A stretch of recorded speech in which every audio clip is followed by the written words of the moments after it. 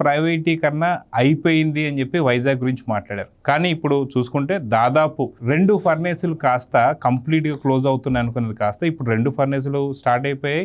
ఆ work start అవుతుంది, products కూడా వస్తున్నాయి. ఇప్పుడు 3వ ఫర్నేస్ కూడా ఇప్పుడు స్టార్ట్ కాబోతుందని చెప్పి చూస్తున్నాం. అంటే ప్రైవేటీకరణ అయిపోయింది అనుకుంది కాస్త ఇప్పుడు కూటమి ప్రభుత్వంలో ఎలా రన్ అవుతుందో చూస్తాం. అదేవిధంగా చూసుకుంటే మెడికల్ కాలేజీల గురించి కూడా ఎన్నో మాటలు మాట్లాడారు. అది కూడా ప్రైవేటీకరణ చేస్తున్నారు, ప్రైవేట్ వాళ్ళ చేతిలో పెట్టేస్తున్నారని చెప్పి. కానీ ఇప్పుడు మనం చూసుకుంటే ఇప్పుడు ఆర్టీసీ సంబంధించి ఇప్పుడు మాట్లాడుతూ ఆర్టీసీని కూడా ప్రైవేటీకరణ చేసేస్తున్నారని చెప్పి మాట్లాడుతున్నారు. నిజంగా ప్రైవేటీకరణ చేయబోతున్నారా? వాటికి సంబంధించి ఏమైనా సన్నాహాలు జరుగుతున్నాయా? ఎందుకని వైసీపీ ఇలా మాట్లాడుతున్నట్టు ఏం చెప్తారు? మాట్లాడింది వైసీపీ కాబట్టి దాంట్లో ఉన్న విశ్వసనీయత ఎంత అనేది ప్రజలకు తెలుసండి. వాళ్ళు ఎటువంటి విషయాలైనా కూడా అబద్ధపు విషయాన్ని నిజమని ప్రచారం చేయగలరు. ఇప్పుడు మీరు చెప్పారు వైజాగ్ స్టీల్ ప్లాంట్ ప్రైవేటీకరణ చేయాలి. ఇప్పుడు ఒక కుక్కను చంపాలంటే పిచ్చి కుక్కని ముద్ర వేయాలి. అట్లాగే వాళ్ళు ముందు ఒక ప్రచారం అన్ని కనుక పెడితే అదే నిజమైతే కనుక దాన్ని వైజాగ్ స్టీల్ ప్లాంట్కున్న ల్యాండ్ బ్యాంక్ అది వాళ్ళ మెయిన్ దృష్టి అంతా దాని మీద ఉంది. ఆయన ఒక ముఖ్యమంత్రిగా ఉండి ఆనాటి చీఫ్ సెక్రటరీ సుబ్రహ్మణ్యం గారిని అన్న ఈ స్థలాలన్నీ రియల్ ఎస్టేట్గా అమ్మేస్తే ఎట్టా ఉంటుంది, వైజాగ్ స్టీల్ ప్లాంట్ మూసేసి అని అడిగాడు. ఆయన బిత్తరపోయాడు. అంటే ఆయన అనుభవంలో ఇట్లా అడిగిన ముఖ్యమంత్రి ఎవరు ఉండరు, దేశంలో కూడా ఏ ముఖ్యమంత్రి కూడా అడగడు కూడా. ఎందుకంటే ఒక పాడికి ఏదైనా కోసుకు తింటే ఎట్టా ఉంటుందని అడిగితే ఎట్టా మనం బిత్తరపోతామో అది అట్లాంటి మాట. నిజంగా ఏదన్నా ఒక ఇండస్ట్రీ నడుస్తున్నప్పుడు చిన్న చిన్న జలుబు, ఇప్పుడు మనిషికి దగ్గు జలుబు ఎలా వస్తాయో పెద్ద భారీ పరిశ్రమలకు కూడా అప్పుడప్పుడు చిన్న చిన్న ఇచ్చెస్ వస్తాయి. వచ్చినప్పుడు ఆ ప్రభుత్వాలు కానీ ఆ యాజమాన్యాలు కానీ వాటిని ట్రీట్మెంట్ చేసి ముందుకు తీసుకెళ్తాయి తప్ప అవి మూసేవి ఎప్పుడు. అట్లాగే ఆయన అటువంటి ప్రచారానికి ఎందుకు ఆ రియల్ ఎస్టేట్ మీద ఉన్న ఆతృతతో ఇట్లాంటి మాటలు పెట్టాడు. అట్లాగే ఇంకోటి చెప్పారు, మీరు మెడికల్ కాలేజెస్ ప్రైవేటీకరణ చేస్తున్నారని. మెడికల్ కాలేజెస్ ప్రైవేటీకరణ చేస్తారా చేయరా తర్వాత మాట. అసలు నువ్వు మొదలుపెట్టినాడివి ఎందుకు పూర్తి చేయలేదు? నువ్వు ఆ కొన్ని శంకుస్థాపనలు చేసి అందులో మెడికల్ స్టూడెంట్స్ చదువుకుంటున్నట్టు, డిగ్రీలు పుచ్చుకుంటున్నట్టు, అందులో డిఎం కోర్సులు కూడా మొదలైపోయినట్టు, హాస్పిటల్లో పేషెంట్స్ ట్రీట్మెంట్ పొందుతున్నట్టు ఆయన భ్రమల్లో ఉన్నాడు. కానీ అసలు అక్కడ ఇటుకు కూడా పడలా. అట్లాంటి వాళ్ళకి ఇలాగే ప్రచారాలు చేస్తారు. ఇప్పుడు ఆర్టీసీ ఉంది, ఆర్టీసీని వాళ్ళ ఎంప్లాయీస్ ఇంకా కార్పొరేషన్లో కన్నా మాకు ఉద్యోగ భద్రత తర్వాత లాభదాయకంగా ఉంటుంది, మమ్మల్ని ప్రభుత్వ ఉద్యోగులుగా పరిగణించమంటే కూడా నిజానికి ప్రభుత్వం మీద భారం పడినా కూడా అన్ని కార్పొరేషన్లతో పాటు ఇదొకటి, అందులో ఇది మేజర్ కార్పొరేషన్. ఆర్టీసీ అనేది ప్రజల రవాణాకి సంబంధించింది. ప్రతిరోజు ప్రతినిత్యం కొన్ని లక్షల మంది, దాదాపు 1.5-1.5 మంది కూడా ప్రయాణాలు చేస్తారు, చిన్నయో పెద్దయో. అలాంటి పెద్ద సంస్థ కాబట్టి నిజంగానే కొన్ని చిన్న చిన్న ఇబ్బందులు ఉన్నాయి అని చంద్రబాబు నాయుడు గారు ప్రభుత్వంలో ఎండీలు అబ్జెక్షన్ చెప్పారు. కొన్ని సమస్యలు ఉంటాయి సార్ ప్రభుత్వంలో తీసుకుంటేను, కాబట్టి కార్పొరేషన్ కానీ ఉంచమని సలహా చెప్పినా కూడా ఏమీ లేదు, వాళ్ళు మన బిడ్డలే, ఈ రాష్ట్రానికి చెందిన వాళ్ళే కదా అని ఆయన వాళ్ళు ప్రభుత్వంలో కూడా విలీనం చేసుకుని ఇప్పుడు దాదాపు 800 కొత్త బస్సులు, ఎలక్ట్రిక్ బస్సులు కూడా తీసుకొచ్చారు. మరి 2019 నుంచి 24 మధ్యలో పాతబడిపోయిన బస్సులన్నీ డ్రమ్ముల మీద పెట్టి ఆ చాసిస్ బాడీలను అక్కడ పెట్టారు తప్ప శవాల్లాగా కొత్త బస్సులు కొన్న దాఖలాలు లేవు. అంటే వాస్తవానికి 2019-24 దాకా చూసుకుంటే రోడ్లు మొత్తం కూడా గతుకులమయం, గోతులు, గొయ్యిలు ఇవన్నీ పెట్టిన తర్వాత ఎన్నో బస్సులు పాడైపోయిన తర్వాత కూడా ఇప్పుడు అప్పటి గురించి మాట్లాడతారేమో అనేటువంటి ఒక ఇంగిత జ్ఞానం కూడా లేకుండా మళ్ళీ ఇప్పుడు ఆర్టీసీ గురించి మాట్లాడుతున్నారు వైసీపీ వాళ్ళంటే. అదే మీరు చెప్పారుగా, ఇంగిత జ్ఞానం లేనాడు ఏదైనా మాట్లాడచ్చు, జ్ఞానం ఉండాడు ఆలోచించాలి తర్వాత ఏమనుకుంటారని. ఇప్పుడు ఆ రోజు మనుషులే చచ్చిపోవాలి రోడ్లు బాగోలేనందువల్ల. ఆర్టీసీ బస్సులు చచ్చిపోయినాయి, ప్రైవేటు ఆటోలు చచ్చిపోయినాయి, 2 వీలర్స్ రిపేర్లకు ఎక్కువ వచ్చినాయి, అట్లా అనేక రకాల నష్టాలు జరిగినాయి పరోక్షంగా కూడా. అది మరి ఆ రకంగా ఆ రోజున ఎంత డబ్బును వృధా చేశాడు.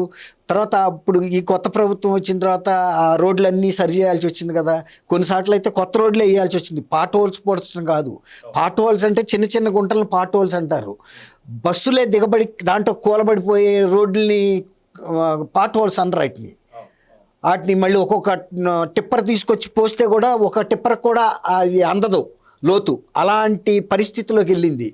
ఇప్పుడు ఆయనకి దేశంలో ఏ రాజకీయ నాయకుడికి లేని ఒక ప్రత్యేకత, ఒక అవకాశం జగన్మోహన్ రెడ్డి గారికి ఏంటంటే సొంత మీడియా ఉంది, సాక్షి పేపర్ ఉంది, తర్వాత సాక్షి ఛానల్ ఉంది, తర్వాత ఇంగిత జ్ఞానం లేని నాయకులు ఉన్నారు. ఏది చెప్పినా అది బాగా ఊదేస్తారు తప్ప ఇందులో మంచా చెడా అని వాళ్ళు బెరీ చేసుకోరు. ఇప్పుడు వాళ్ళు ప్రైవేటీకరణ అవుతుందని ఒక ఆందోళన చేయండిరా ప్రజల్లోనూ అని ఒక పిలిపించాడు. పిలిపించినప్పుడు ఇక ముందు వెనక చూడకుండా పేరుని నాని అందుకుని ఇంకా పేరుని నాని అంటే చాలామంది ఉంటారు. అసలు ఆర్టీసీని ప్రైవేట్ పరం చేసే ఉద్దేశమే కనుక అనుకుంటే వాళ్ళని ప్రభుత్వ ఉద్యోగులుగా తీసుకోవాల్సిన అవసరం లేదు కదా.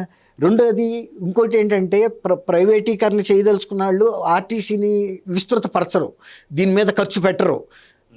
కొత్త బస్సులు తీసుకొస్తుంటే కూడా ఇప్పుడు వాళ్ళకి ఏంటంటే ఈ బస్సులన్నీ చూసిన తర్వాత గత ప్రభుత్వం ఏం చేసిందనే ఒక ప్రశ్న అయితే వస్తుంది కదా ఊళ్ళల్లో. ఆ బస్సులు కొనటం కూడా జనం ఎక్కుతారా అంటాడు. తర్వాత మహిళలకి ఉచిత బస్సు ఇచ్చింది తీసేస్తారని వీళ్ళే పుకార్లు. వాళ్ళు మొన్న ఏం చెప్పారు సీఎం గారే, ఇదిగో ఇంతమంది ఇన్ని కోట్ల మంది మహిళలు వాడుకున్నారు ఈ బస్సు అవకాశాన్ని, దానికి మేము సంతోషిస్తున్నాం అన్నాడు. కొంతమంది ఏమంటారంటే అవకాశం ఇచ్చాం కదా అని ఎడాపెడా వాడేశారు, ఇంత నష్టం వచ్చింది అంత నష్టం వచ్చింది అని లెక్కలు చెబుతారు. ఆయన దాన్ని చెప్పదలుచుకోవాలి. మనం కావాలని మన ఆడబిడ్డలకి అవకాశం ఇచ్చాం, సరే ఒక మహా వెళ్తే తీర్థయాత్రలకు వెళ్తారు, లేదంటే ఏదన్నా మార్కెట్కి సంబంధించిన అంశాల మీద వెళ్తారు. అంతేగాని ఇంట్లో కుటుంబాలను వదిలిపెట్టి పనులు వదిలిపెట్టుకుని ఎవరు కూడా బస్సుల్లో ఫ్రీగా తిరుగుతారంటే మనం నమ్ముతామా? మహిళలకు ఎన్ని బాధ్యతలు ఉంటాయి ఇళ్లలో. అసలు పుట్టింటికి వెళ్తేనే పరిగెత్తుకుంటా మళ్ళీ వస్తారు. పిల్లలు ఏంటి, ఇంట్లో గొడ్డు గోద ఏంటి, ఆ బాధ్యతలు ఈ బాధ్యతలు అన్నీ ఉంటాయి కదా. అట్లాంటి ఆర్టీసీని వాళ్ళు జాగ్రత్తగా నడుపుతా మహిళల మీద ఆర్టీసీకి ఎంతైతే ఖర్చు అవుతుందో అది మేము ప్రభుత్వం నుంచి ఇస్తామని పారదర్శకంగా బహిరంగంగా చెప్తున్నారు కదా. అలా సంస్థను బలోపేతం చేసి ఇంకా కొత్త బస్సులు తీసుకొచ్చి, కొత్త బస్సులు కూడా ఏంటి డీజిల్ ఎక్కువ వాడకం, కార్పొరేషన్ ఖర్చు, డీజిల్ రికరింగ్ ఎక్స్పెండిచర్ అంటే ప్రతి నెల ఖర్చు తగ్గించాలంటే ఒకేసారి పెట్టుబడి పెట్టిన బస్సుల్ని ఎలక్ట్రిక్ బస్సులు కనుక పెట్టుకుంటే ఇదివరకట్లాగా 2 గంటలు కాకుండా గంటలో ఛార్జ్ అయ్యే కొత్త టెక్నాలజీలు వచ్చినాయి ఇప్పుడు బస్సులకి. దాని మూలాన ఇప్పుడు సపోజ్ విజయవాడ నుంచి బస్సు హైదరాబాద్ వచ్చింది అనుకోండి, హైదరాబాద్లో గంట సేపు ఛార్జ్ పెట్టి మళ్ళీ తీసుకెళ్ళి ప్లాట్ఫామ్ మీద పెట్టేసేయచ్చు. దాని మూలన ఖర్చు తగ్గుతుంది, ప్రయాణికులకు కూడా అలసట కూడా లేదు. ఇంజిన్ బస్సుల్లో అయితే కొంచెం దడదడ మోతలు ఉంటాయి, ఇది ఫ్లైట్లో వెళ్ళినట్టు ఉంటుంది ఎలక్ట్రిక్ బస్సులు. తర్వాత కార్పొరేషన్కి కూడా దీర్ఘకాలంలో ఏంటంటే నెలవారీ ఖర్చులు తగ్గిపోతూ ఉంటుంది. అట్లా ఎలక్ట్రిఫికేషన్ చేసుకుంటూ వెళ్తున్నారు. ఇంకా ఇప్పుడున్న డీజిల్ బస్సెస్ కూడా ఏదన్నా హైబ్రిడ్ టెక్నాలజీ ఉందా అని కూడా ఆలోచిస్తున్నారు, డీజిల్ తక్కువ ఉపయోగించే విధంగా. ఇప్పుడు నిజంగా కనుక వీళ్ళు చేసే ప్రచారాలు నిజం ఉంటే చంద్రబాబు నాయుడు గారి మీద మర్డర్ కేసు ఎందుకు పెట్టలేదండి? వివేకానంద రెడ్డి గారిని చంపింది చంద్రబాబు నాయుడు గారని పెద్ద ఎత్తున ఫోటోలు వేశారు కదా, తర్వాత ప్రభుత్వంలో కూడా వచ్చింది ఆయనే కదా, మరి మర్డర్ కేసు పెట్టాలి కదా. మరి అట్లాంటి అంటే ప్రతిదీ అబద్ధాలు రాయటానికి, అబద్ధాలు ప్రచారం చేయడానికి వైఎస్ఆర్సీపీ ఉంది. కానీ ప్రజలు మేలు కోరే వాళ్ళు అయితే సంతోషించాలి. మేము కొనలేకపోయినా కనీసం ఇప్పుడు 800-900 కొత్త బస్సులు కొంటున్నారు. ఈ ఆర్టీసీకి ఇది ప్రయోజనమే, ప్రజలకు ప్రయోజనం అనే మాట చెప్పకుండా ప్రజల్లో ఇలాంటి అబోధ కల్పనలు ప్రచారం చేసి భయోత్పాతం సృష్టిస్తా ప్రభుత్వాన్ని అప్రతిష్ట పాలు చేయాలంటే ప్రభుత్వం చేస్తున్న పనులు ప్రజలు చూస్తున్నారు. 4 గోడల మధ్యలో బైబిల్ చదువుతున్నాను అన్నట్టుగా లేవు కదా. ఈ ప్రభుత్వం చేస్తున్న అన్ని సంక్షేమ పథకాలు, అన్ని కార్యక్రమాలు క్షేత్రస్థాయిలో ప్రజలందరూ చూస్తున్నారు. వాళ్ళని కూడా భాగస్వాములు చేస్తున్నారు. మీరు కూడా వచ్చి ఆ క్వాలిటీ మెయింటైన్ చేస్తున్నారా లేదా? ఇప్పుడు సపోజ్ రోడ్లు వేస్తున్నారు, భవనాలు కడుతున్నారు, అదేదో ప్రభుత్వం దాన్ని మీరు అనుకోవద్దు, మీదే. మీరు కూడా వాటి భాగస్వాములు అయ్యి వాటి నాణ్యతని పాటించేటట్టు చూసుకోమని కూడా చెప్తున్నారు. అంతేగాని మేమేదో చేస్తాము మీరు మాట్లాడొద్దు, లేకపోతే ఆర్టీసీని ఫలానా చేస్తున్నారు. అన్ని సంస్థలతో పాటు ఆర్టీసీని ఇంకా ప్రత్యేకంగా చూస్తుంది ఈ ప్రభుత్వం. ఎందుకంటే మహిళలకు ఒక వాగ్దానం చేశారు, ఆ వాగ్దానాన్ని అమలు చేస్తున్నారు. ఈ టైంలో ప్రైవేటైజేషన్ చేశారు అనుకుందామండి, వాళ్ళు ఇది కాపాడతారని గ్యారంటీ ఏమైనా ఉందా? ప్రభుత్వం ఇచ్చిన హామీని ఉండదు కదా. కాబట్టి ఆ బాధ్యత ఎవరైతే హామీ ఇచ్చారో ఆ ప్రభుత్వం తీసుకుంటుంది, ప్రభుత్వం ముందుకు తీసుకెళ్తుంది.